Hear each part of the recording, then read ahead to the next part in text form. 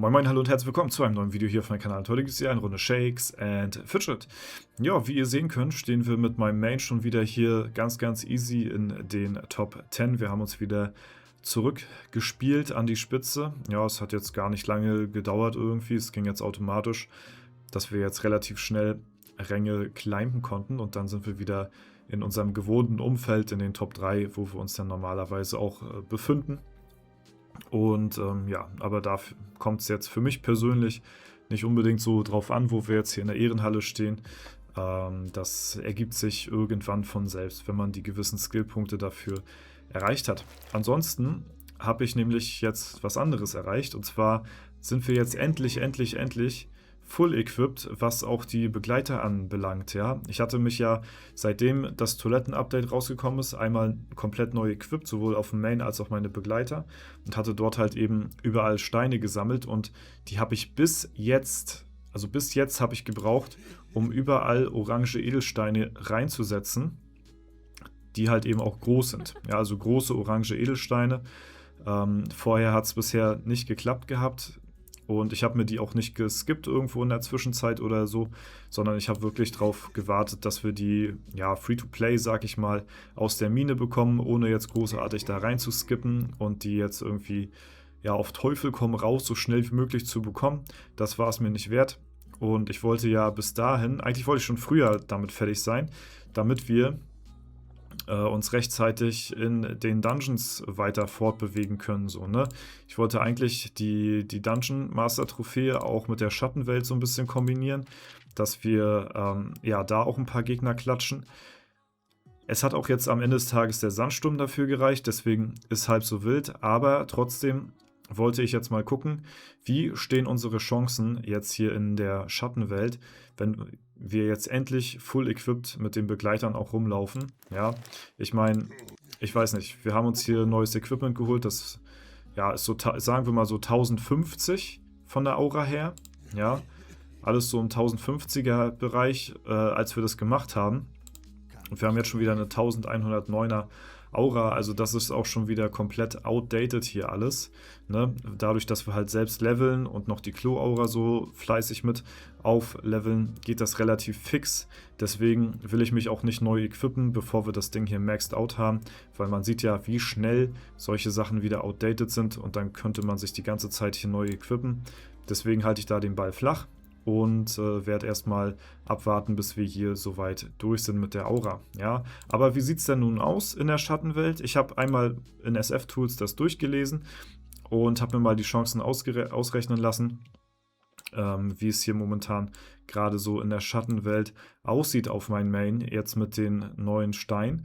Und da sehen wir, ja, großartig viele Chancen sind hier nicht. Ja, also wir können im Retro-TV-Legenden-Dungeon den ersten wegkloppen, so das geht. Der zweite ist dann schon ein bisschen unwahrscheinlicher. Der dritte wird schon echt schwierig dann, beziehungsweise hier ist ja Retro-TV und hier ist dann, müssen wir dann in die Werkstatt, der Untotenjäger. Der vierte ist dann easy. Und dann geht es wieder hier in Retro-TV-Legenden-Dungeon rein. Ne? Also rein theoretisch könnten wir ja schon bis hierhin, sag ich mal so, realistisch die Gegner einigermaßen wegpilzen, wenn wir das wollen würden. Ich persönlich muss es jetzt nicht unbedingt machen, aber wir werden mal ein, zwei Tries zumindest mal versuchen, so wie die Tries so aussehen. Und ja, wir könnten ein paar Dungeons hier mitnehmen, aber es ist nicht wirklich worth. Ja, bei der Meeting-Raum der Dungeon, da sehen wir bisher noch keinen einzigen Gegner, der hier möglich ist. Hier unten fängt es auch schon an, unmöglich zu werden. So. Deswegen viele Chancen haben wir nicht.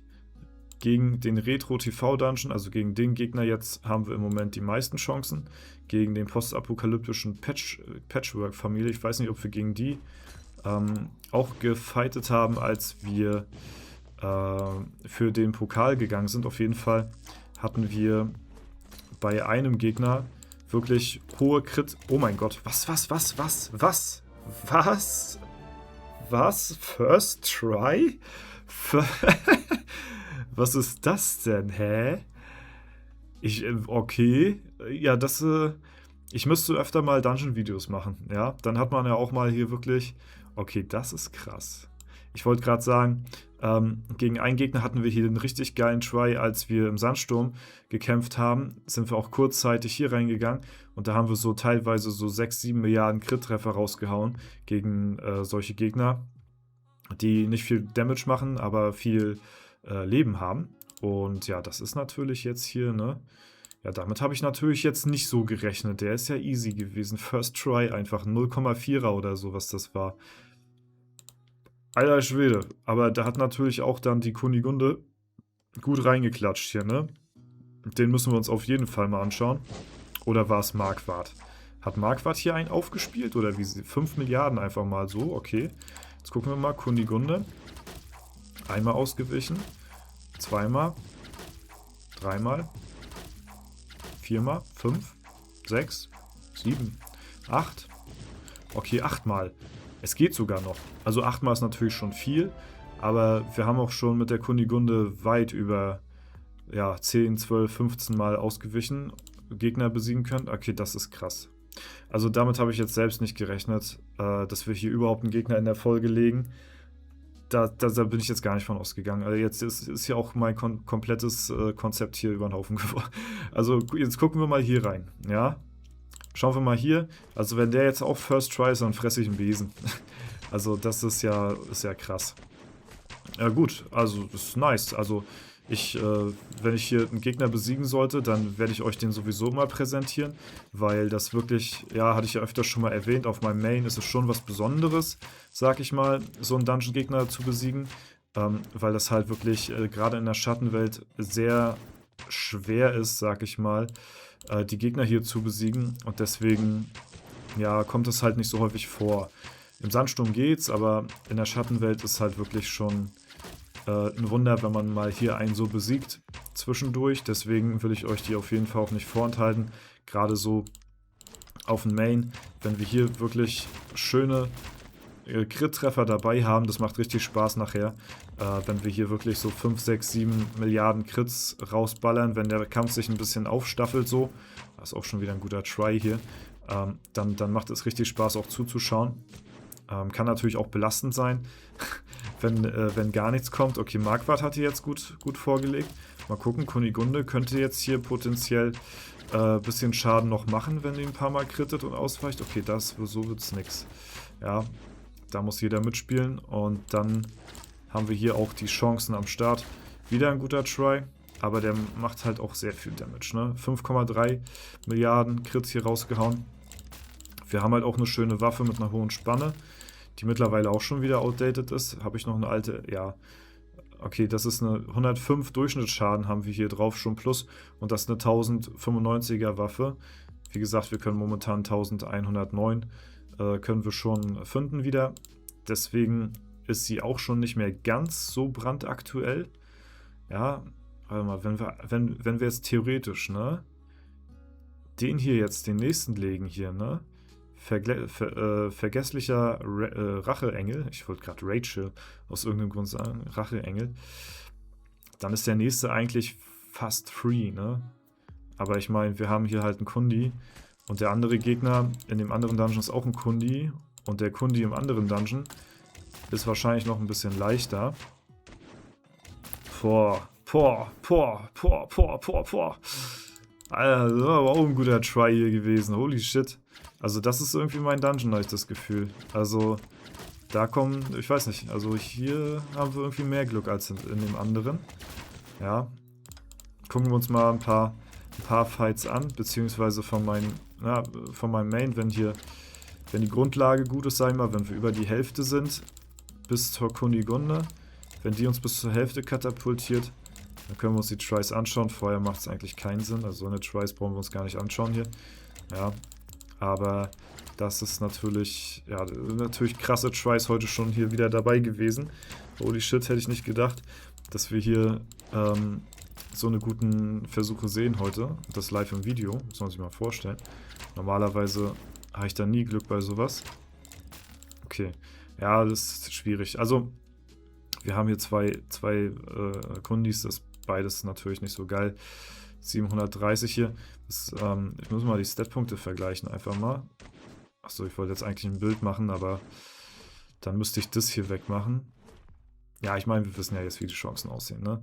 Wir vergleichen mal kurz die Stat-Points hier von dem Char und dem anderen. Und dann gucken wir mal. Ich glaube, der andere, also der hier macht auf jeden Fall mehr Sinn als der. Ich glaube, der hier hat mehr Stat-Points, ne? Ja, also, nee, der hat sogar weniger, oder? Warte mal, wir haben hier Stärke, ist egal, Geschick, 619 hat der andere, der hat 613 hier. Dann Intelligenz, 275, da hat der mehr. Und Ausdauer hat der mehr.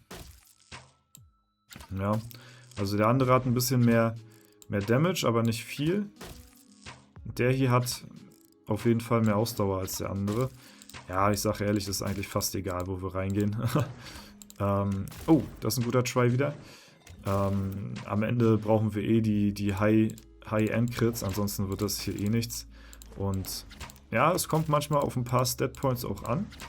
Das stimmt, gebe ich euch recht, aber ja, die haben auch beide ungefähr dieselben Chancen, glaube ich. Deswegen, ja, wir gucken uns mal noch einen guten Try an. Mal schauen. Ich will auch nicht allzu viele Pilze hier reinballern. Ich wollte euch nur mal so ein bisschen informieren, wie jetzt momentan so meine aktuellen Chancen hier bei den Gegnern stehen. Und wie es jetzt mit voll equippten Begleitern aussieht im Dungeon. Ist auf jeden Fall nicht verkehrt. Aber da fehlt uns definitiv noch ein bisschen mehr Damage, sag ich mal. Es macht Spaß, gegen die Krieger zu kämpfen, weil die machen noch ein bisschen weniger Schaden als die Kundschafter hier. Und dann hat man das auch in der Vergangenheit gesehen.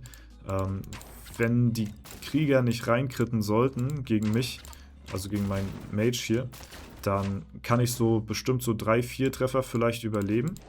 Und dadurch, dass sich dann der Wutbonus ja aufbaut mit jeder Runde, mache ich dann am Ende richtig viel Damage, wenn ich dann mal reinkritte und der Crit auch wirklich richtig gut ankommt. Dann habe ich es halt, glaube ich, also ich glaube, wir waren einmal im Stream da wirklich auf 7 Milliarden oder so, teilweise.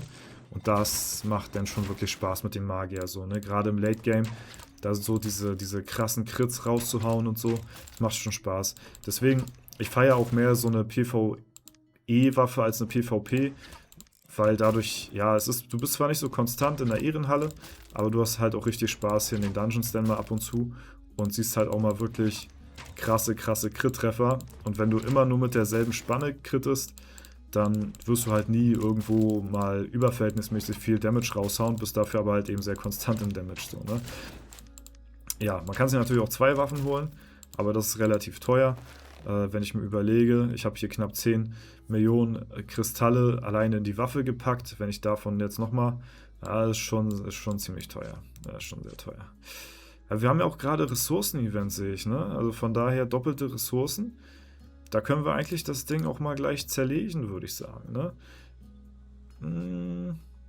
Machen wir das mal. Ja, wir können das auch in die Toilette schmeißen, aber vielleicht hole ich mir auch noch ein paar Epics jetzt hier, solange noch Epic-Event ist. Und dann, ja, ein bisschen wieder Vorrat schaffen. Wir haben hier auf dem Alter Ego auch noch ein paar Epics rumliegen. Heißt, die nächsten Tage können wir auf jeden Fall noch so ein bisschen bewerkstelligen. Aber wir sollten schon gucken, dass wir auch bis zum nächsten Epic-Event mit Epics rumlaufen, damit wir hier auch wirklich jeden Tag ein Epic in die Toilette schmeißen, damit wir hier wirklich so schnell wie möglich an unser Ziel kommen. Ja. So, da haben wir nämlich schon mal wieder gar kein Gold mehr. Das ist gar nicht gut, aber das kaufen wir uns mal direkt mal raus. Und dann gucken wir mal, nehmen wir noch ein Epic mit. Und eins noch, falls wir noch eins spontan finden. Sehr gut. Ah, komm, eins machen wir noch.